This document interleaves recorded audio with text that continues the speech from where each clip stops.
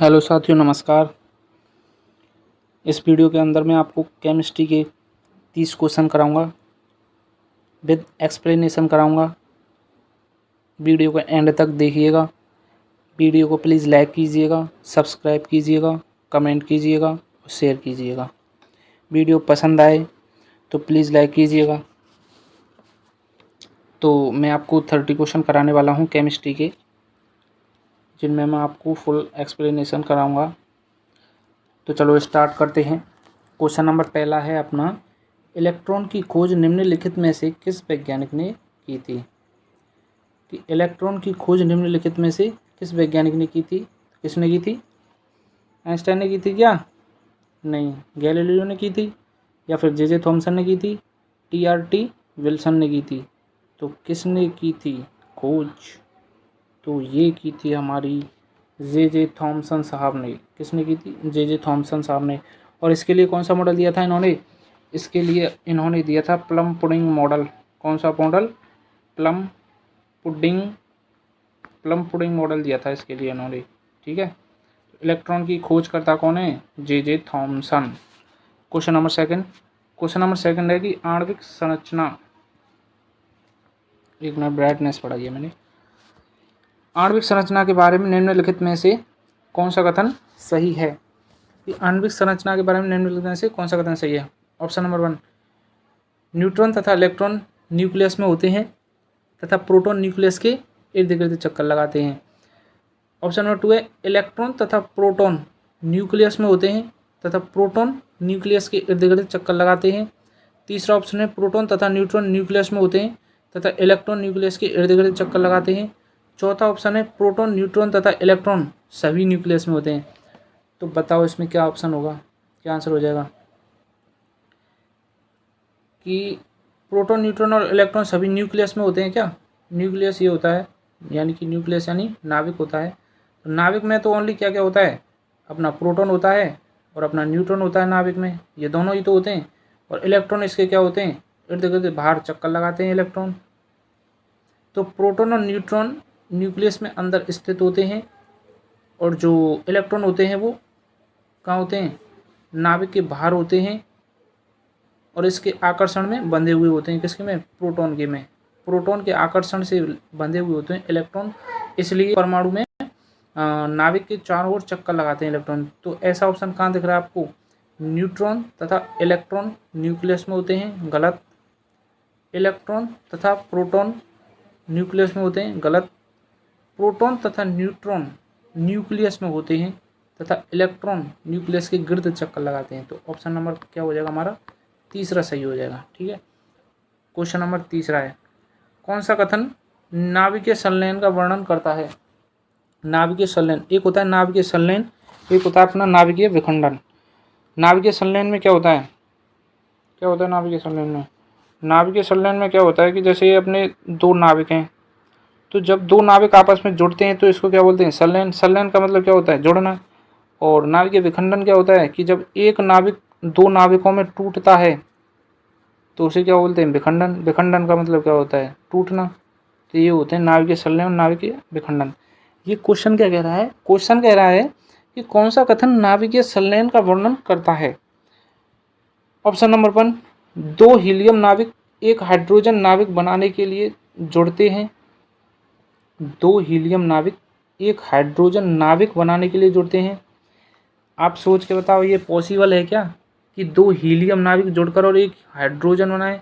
हाँ, ऐसा ज़रूर पॉसिबल है कि दो हाइड्रोजन मिलकर एक हीलियम बना लें, क्योंकि हाइड्रोजन के पास कितने होते हैं? एक इलेक्ट्रॉन, जबकि हीलियम के पास दो होते हैं। तो एक और एक, हाइड्रोजन का एक ये, हाइड्रोजन का एक ये, एक और एक, दो हो जाएंगे। तो ये क्या हो जाएगा? हीलियम हो जाएगा। तो दो हीलियम नाभिक, तो ये तो ऑप्शन ही नहीं है, गलत हो गया।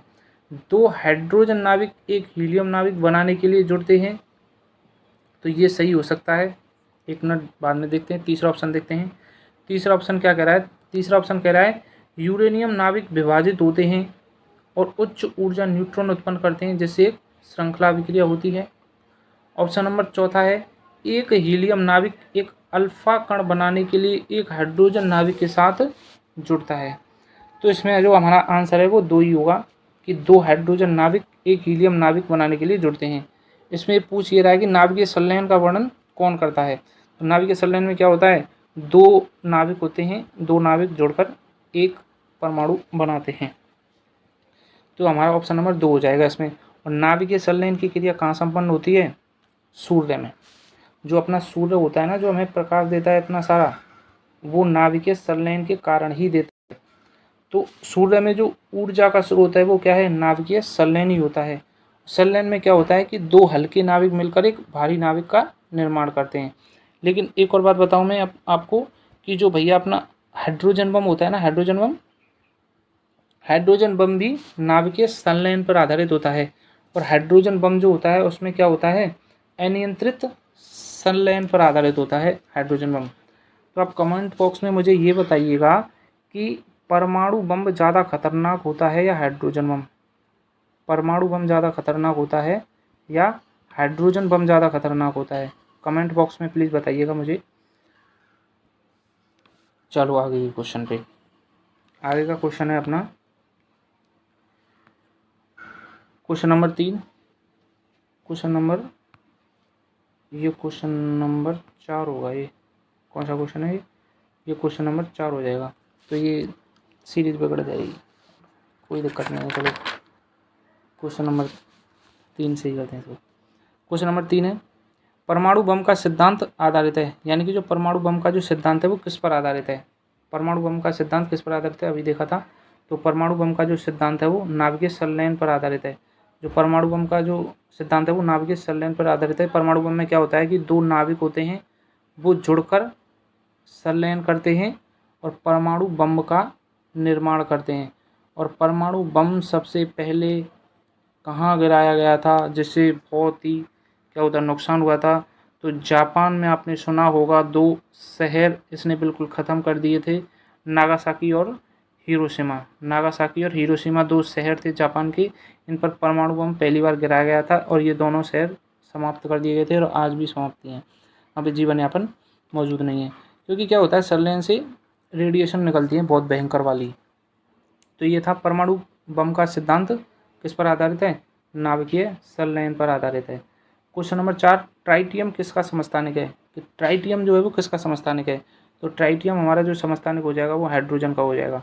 हाइड्रोजन के कितने समस्थानिक होते हैं भैया, हाइड्रोजन के 3 समस्थानिक होते हैं। कितने समस्थानिक होते हैं, 3 समस्थानिक होते हैं हाइड्रोजन के, 1H1, 1H2 एंड 1H3। इनमें से जो सबसे ज़्यादा मात्रा में पाया जाता है वो 1H1 ही पाया जाता है और ये पाया जाता है 99.98% पाया जाता है ये 1H1। और इस 1H1 को क्या बोलते हैं, प्रोटियम बोलते हैं। क्या बोलते हैं, प्रोटियम बोलते हैं। 1H2 जो है इसको अपन क्या बोलते हैं, ड्यूटीरियम बोलते हैं। 1H3 को क्या बोलते हैं अपन, ट्राइटियम बोलते हैं। 1H3 को क्या बोलते हैं अपन, ट्राइटियम बोलते हैं।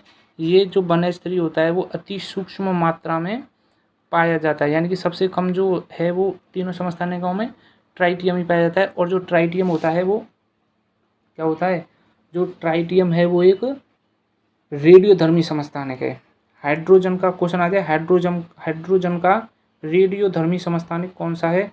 तो हाइड्रोजन का जो रेडियोधर्मी समस्थानिक है वो कौन सा है, ट्राइटियम ही है अपना। ठीक है। क्वेश्चन नंबर 5 है, निम्नलिखित में से कौन सा रेडियो एक्टिव समस्थानिक पुराने पदार्थों की आयु ज्ञात करने के लिए उपयोग में लिया जाता है।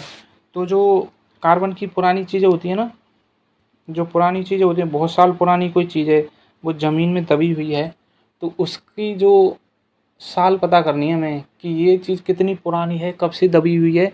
तो उसका पता करने के लिए अपन एक विधि काम में लेते हैं और उस विधि का नाम है कार्बन डेटिंग। क्या नाम है उस विधि का, कार्बन डेटिंग।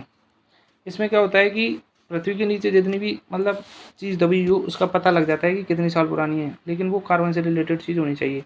तो इसके लिए कार्बन 14 यानी कि C14 काम लेते हैं हम। कार्बन डेटिंग में C14 काम आता है। क्या काम आता है, C14 काम आता है कार्बन डेटिंग में। इम्पोर्टेंट क्वेश्चन है ये। कार्बन डेटिंग में क्या काम आता है, C14। ओके। निम्नलिखित में से सम न्यूट्रॉनिक समूह कौन सा है। सम न्यूट्रॉनिक समूह बताना है आपको। सम न्यूट्रॉनिक समूह कौन सा है इनमें से।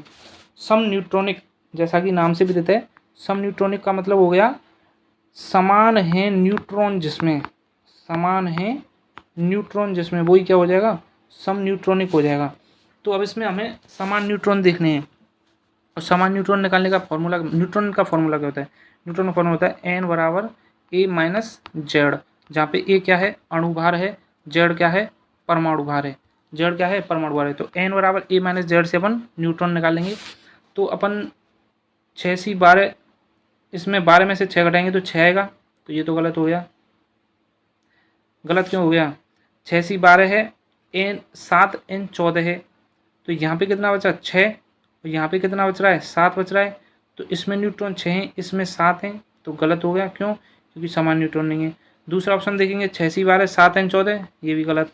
6 से 12 7 n 15, तो इसमें 6 हो गई, इसमें कितने 7 15, इसमें 8 हो गई, तो ये भी क्या हो जाएगा, गलत हो जाएगा। अब ऑप्शन नंबर चौथा देखेंगे हम, 6 से 14, इसमें से 14 में से 6 गए तो कितने बचे, 8 बचेंगे। 15 में से 7 गए तो कितने बचेंगे, 8 बचेंगे। 16 में से 8 गए तो 8 बचेंगे। तो इसमें तीनों में न्यूट्रॉन की संख्या समान है ना, 8 8 8, तो ये क्या हो जाएगा, ऑप्शन नंबर 4 हमारा सही हो जाएगा, क्योंकि इसमें न्यूट्रॉन की संख्या समान है। तो इसलिए ये क्या हो जाएगा, सम न्यूट्रॉनिक समूह हो जाएगा। ये क्या हो जाएगा, ये सम न्यूट्रॉनिक समूह हो जाएगा। कौन सा वाला हो जाएगा, सम न्यूट्रॉनिक समूह, ऑप्शन नंबर 4 हो जाएगा। ऑप्शन नंबर 4 इसमें सही हो जाएगा, क्योंकि इसमें तीनों में ही न्यूट्रॉनों की संख्या समान है। कितनी है, 8 8 8 आ रही है। और वो किससे निकाली हमें, n बराबर a माइनस जेड से। a क्या होता है, अणुभार होता है, अणुभार हमेशा ऊपर होता है, और परमाणु भार z होता है, परमाणु भार हमेशा नीचे होता है। जैसे ये 6 से 12 है, तो इसमें जो ये a है ये हो जाएगा अपना परमाणु क्रमांक यानी कि z, ये 12 है, ये हो जाएगा हमारा a यानी कि अणुभार। ठीक है, ठीक है, थैंक यू। और हमारा क्वेश्चन नंबर 7, क्वेश्चन नंबर 7 है कि किसी तत्व के वे परमाणु जिनकी परमाणु संख्या समान हो, परमाणु भार भिन्न भिन्न हो, वे क्या कहलाते हैं। यानी कि ऐसा तत्व जिसका परमाणु क्रमांक तो क्या है, समान है, लेकिन परमाणु भार भिन्न भिन्न है, तो वे क्या कहलाते हैं। तो ये परिभाषा का क्वेश्चन है, क्या कहलाता है वो, कि जिसका भार भिन्न भिन्न हो लेकिन परमाणु संख्या समान हो, तो उसे कहते हैं समस्थानिक, समस्थानिक। अब समस्थानिक कहते हैं, तो जैसे मैं लूँ 1H1 1H2 1H3, तो ये क्या है, हाइड्रोजन के समस्थानिक हैं। अब देखो 1 1 1, परमाणु क्रमांक समान है, 1 2 3, परमाणु भार क्या है, भिन्न भिन्न। अणु भार को क्या कहते हैं, परमाणु भार कहते हैं। तो जब परमाणु क्रमांक समान हो लेकिन अणु भार अलग अलग हो तो उसे समस्थानिक कहते हैं। और हाइड्रोजन के 3 समस्थानिक होते हैं, 1H1 1H2 और 1H3। अभी पिछले क्वेश्चन में मैंने बात की थी इसकी। और भी समस्थानिक होते हैं, और भी तत्वों के समस्थानिक होते हैं। क्वेश्चन नंबर 8, क्वेश्चन नंबर 8 क्या कह रहा है, क्वेश्चन नंबर 8 कह रहा है कि मोमबत्ती जलने के दौरान किस प्रकार का परिवर्तन होता है। ये कह रहा है मोमबत्ती जलने के दौरान किस प्रकार का परिवर्तन होता है। तो मोमबत्ती जल रही है, इसका मतलब उसका दहन हो रहा है, किसकी उपस्थिति में, ऑक्सीजन की उपस्थिति में उसका दहन हो रहा है। और दहन से रिलेटेड जितनी भी क्रिया हैं आपकी, वो सारी रासायनिक परिवर्तन के अंतर्गत आती हैं। तो मोमबत्ती जलने के दौरान किस प्रकार का परिवर्तन होता है, तो ये रासायनिक परिवर्तन होता है। हाँ, अगर हमसे ये पूछता कि मोमबत्ती पिघलने के दौरान कौन सा परिवर्तन होता है, तो हमारा आंसर हो जाता उस टाइम भौतिक परिवर्तन। ऐसा इसलिए होता है क्योंकि जब मोमबत्ती जलती है तो उसमें ऑक्सीजन की उपस्थिति में उसका दहन हो रहा होता है।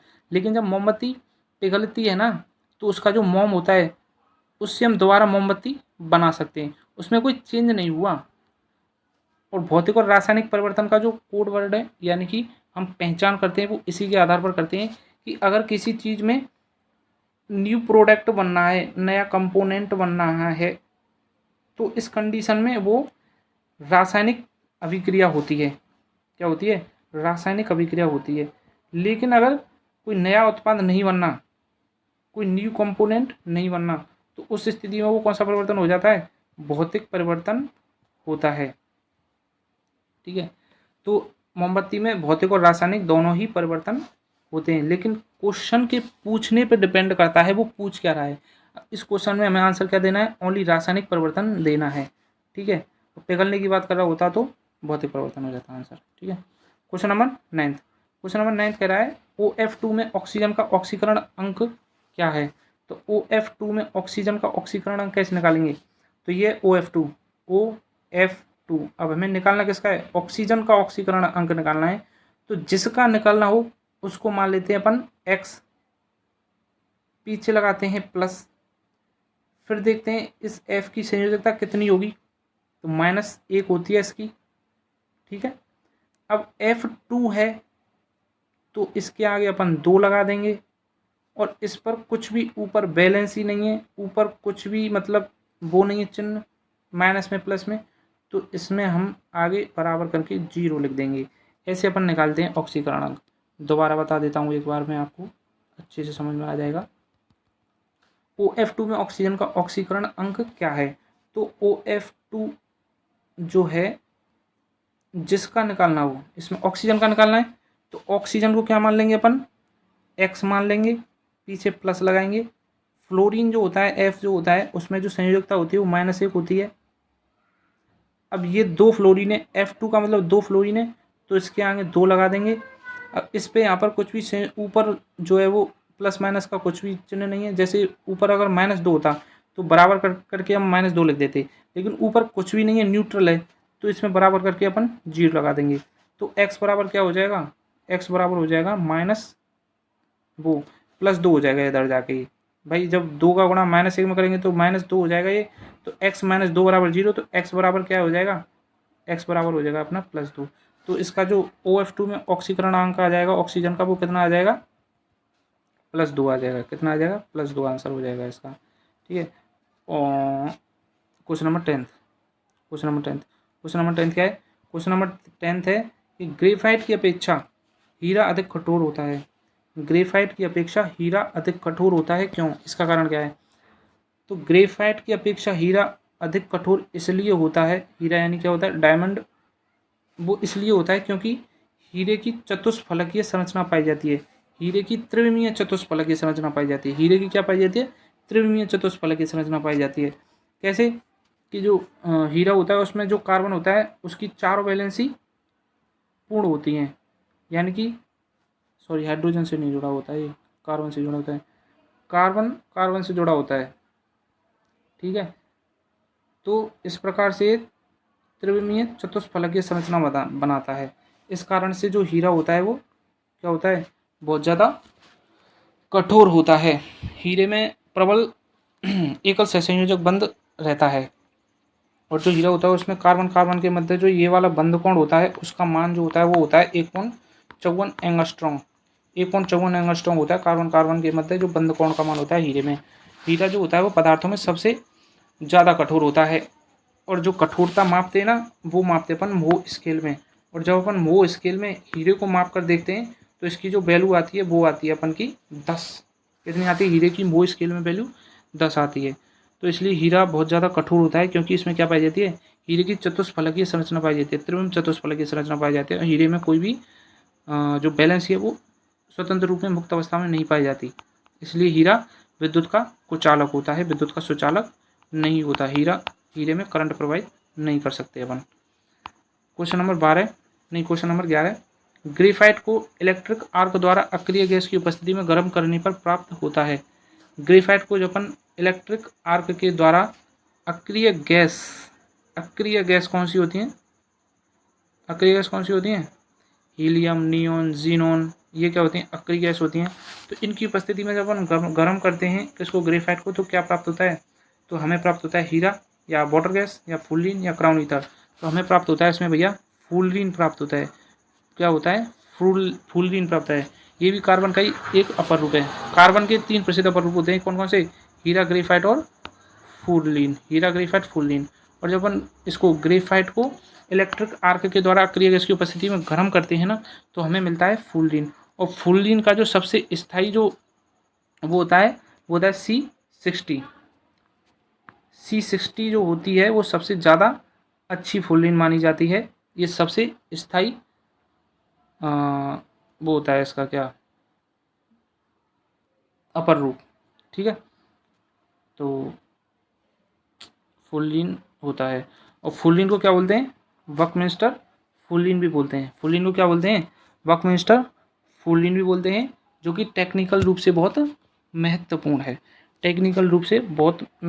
है। कौन, फुल्लिन, ठीक है। अब चलते अपन क्वेश्चन नंबर 12। क्वेश्चन नंबर 12 है, कार्बन का कौन सा अपर रूप विद्युत का सुचालक है। कार्बन का ऐसा कौन सा अपर रूप है जो विद्युत का सुचालक है, यानी कि जिसमें करंट फ्लो होता है, जिसमें मुक्त इलेक्ट्रॉन पाए जाते हैं, तो वो कौन है। क्या वह हीरा है, क्या वह ग्रेफाइट है, क्या वह फुल्लिन है, क्या वह कोक है। तो भैया हीरा में तो करंट फ्लो होता ही नहीं है, क्योंकि इसमें मुक्त इलेक्ट्रॉन पाए ही नहीं जाते, ना फुल्लिन में पाए जाते हैं, ना कोक में पाए जाते हैं। तो इसका हमारा एकमात्र उदाहरण है ग्रेफाइट। ग्रेफाइट में मुक्त इलेक्ट्रॉन पाए जाते हैं, इसलिए विद्युत का सुचालक होता है। क्योंकि जो ग्रेफाइट होता है ना, उसमें जो कार्बन होता है वो 3 कार्बनों से जुड़ा होता है, 3 कार्बनों से जुड़ा होता है। और कार्बन की कितनी वैलेंसी होती है, 4 होती हैं। तो इसमें जो एक वैलेंसी होती है फ्री स्टेज में रहती है, यानी कि फ्री रहती है, स्वतंत्र रहती है। और जब स्वतंत्र इलेक्ट्रॉन होते हैं तो वो क्या क्या करते हैं, विद्युत का चालन करते हैं। तो इसलिए ग्रेफाइट क्या होता है, विद्युत का सुचालक हो जाता है। क्या होता है, विद्युत का सुचालक हो जाता है। कौन, ग्रेफाइट। तो इसमें आंसर क्या हो जाएगा हमारा, ग्रेफाइट हो जाएगा। अब आ जाओ सब क्वेश्चन नंबर 13। क्वेश्चन नंबर 13 है कि C5H10 हाइड्रोकार्बन है। C5H10 हाइड्रोकार्बन है, कौन सा है। क्या पेंटीन है, पेंटाइन है, पेंटीन है, या पेंटाडाइन है। तो पेंटीन में क्या होता है, एन का मतलब होता है सिंगल बॉन्ड, इन का मतलब पेंटीन, पेंटीन इन, इन का मतलब होता है डबल बॉन्ड। और टाइन यानी कि आइन, आइन का मतलब होता है ट्रिपल बॉन्ड। तो सिंगल बॉन्ड के लिए अपन इन यूज करते हैं, डबल बॉन्ड के लिए अपन इन यूज करते हैं, और ट्रिपल बॉन्ड के लिए अपन आइन यूज करते हैं। ठीक है। और इनके अलग अलग क्या होते हैं, फॉर्मूले भी होते हैं। जैसे अपन सिंगल बॉन्ड के लिए जो फॉर्मूला होता है वो होता है अपना CnH2n+2। इन के लिए जो फॉर्मूला होता है वो होता है CnH2n। और ट्रिपल बॉन्ड के लिए जो फॉर्मूला होता है वो होता है अपना CnH2n-2, CnH2n-2। ये फॉर्मूला किसके लिए होता है, ये फॉर्मूला होता है अपना किसके लिए, इसके लिए, आयन के लिए। तो ये होते हैं इन, एन और आयन। अब देख लो आप, इसमें C5H10 है, यानी कि 5 का दुगना, 5 का दुगना कितना होता है, 10 होता है।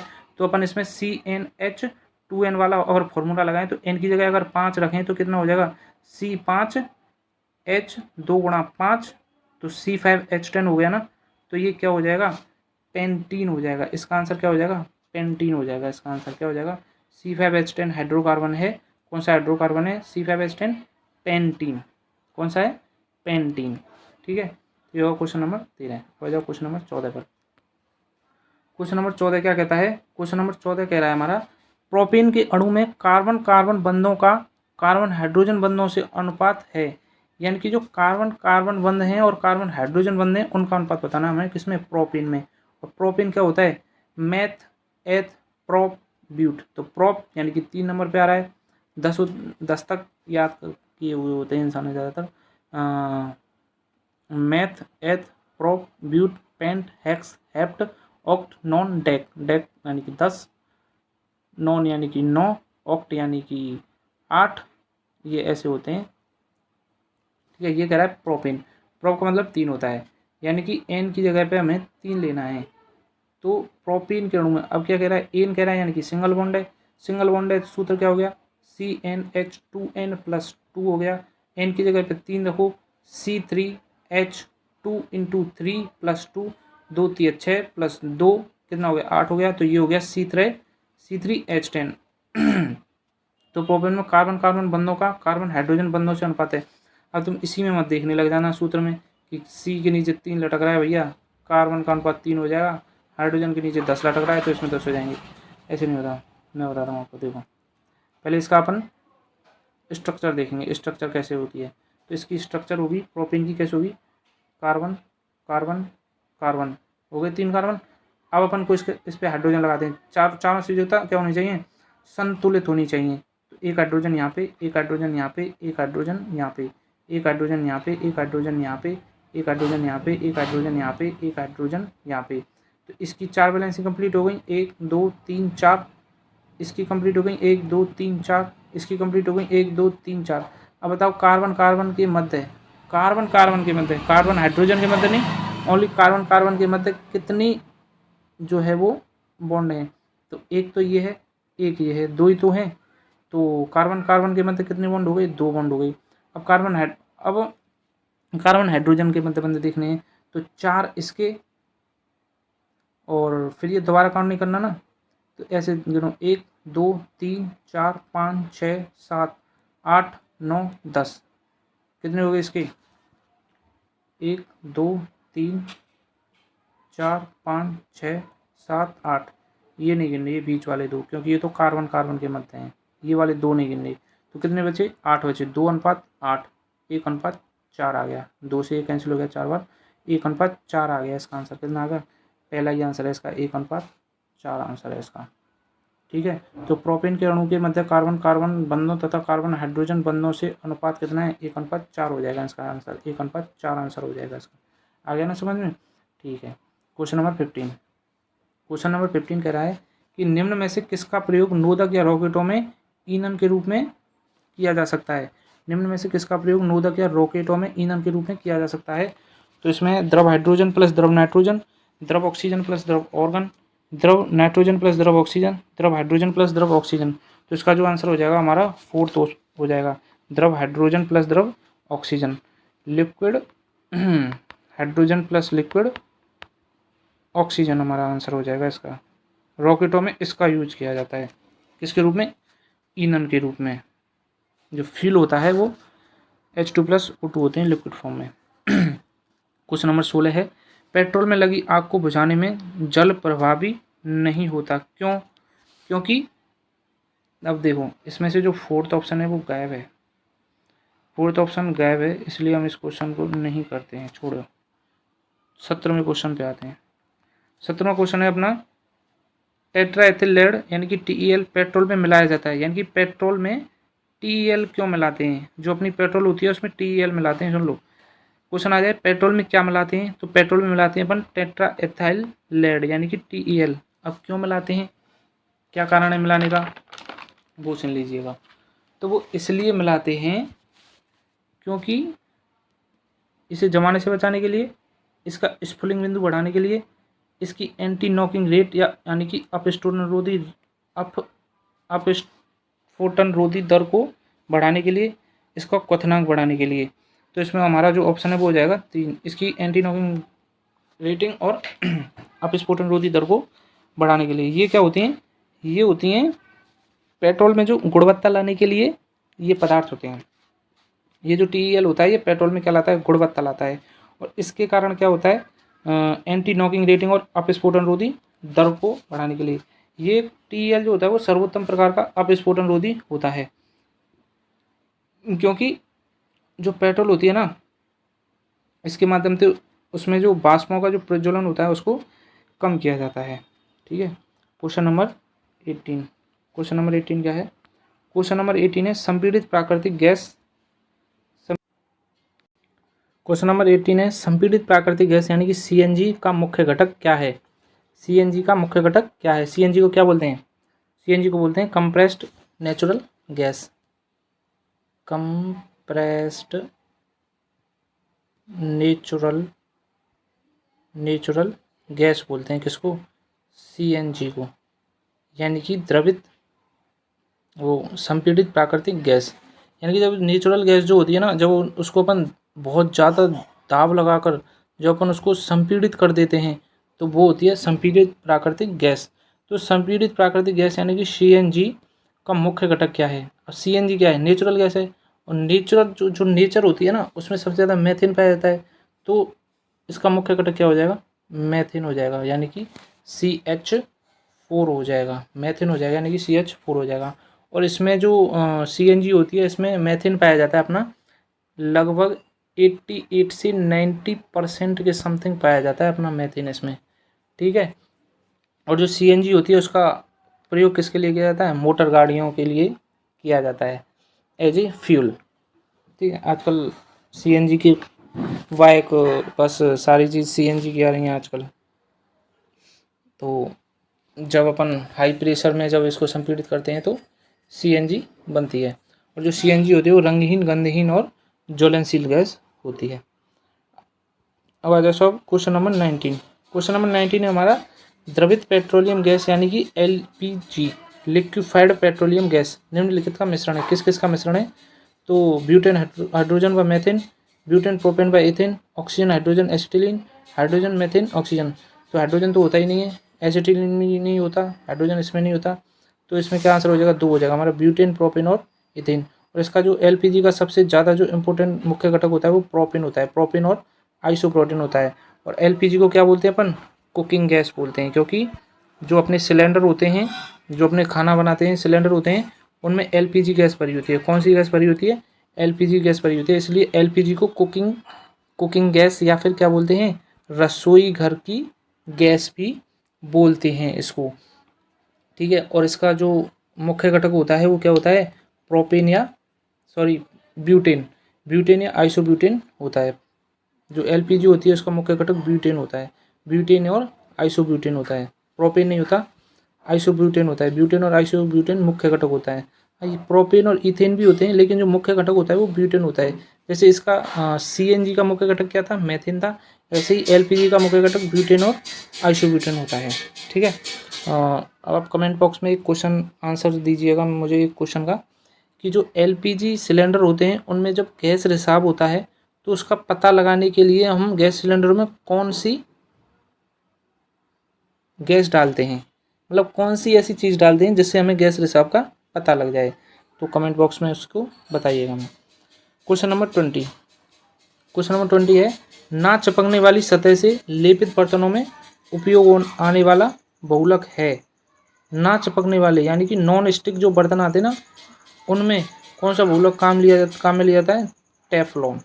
कौन सा बहुलक काम में लिया जाता है, टेफ्लॉन काम में लिया जाता है, ठीक है, टेफ्लॉन काम में लिया जाता है। इसको क्या बोलते हैं, ना चिपकने वाले बर्तनों को नॉन स्टिक बर्तन बोलते हैं। तो मैं अभी 20 क्वेश्चन ही करा पाऊँगा, क्योंकि मुझे कहीं जाना है अभी, इसलिए 20 ही क्वेश्चन कराऊँगा।